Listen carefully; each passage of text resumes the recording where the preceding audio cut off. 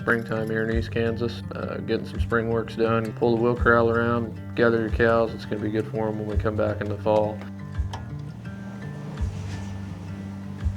So we're just branding calves, kind of going through the routine of the springtime for me.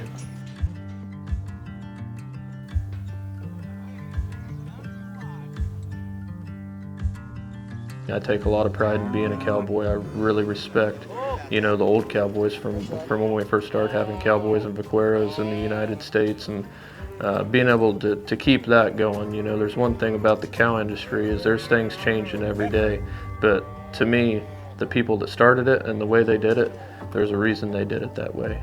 The cowboy world, kind of everybody helps everybody, so being neighbors, that was one of my good friends that we were working for today, and it's enjoyable. You get to show up, they help me, I got to help them, and just the pride and just the memories that you make, I think, is unbeatable.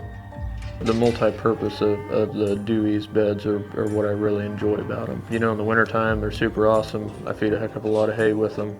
Come springtime, one of the big deals they do is they put gator hide all over those beds. So I'm pulling that wheel corral around. I've got my coolers on the back there. I've got my brand and pop, my brand, ear tags, whatever. It serves a purpose as a table. When I'm driving down the road, I don't have to worry about my coolers sliding off if it's just a regular bed, and they're not going to be super hot if your hand touches them or whatever, if it's 80, 90 degrees when you're working.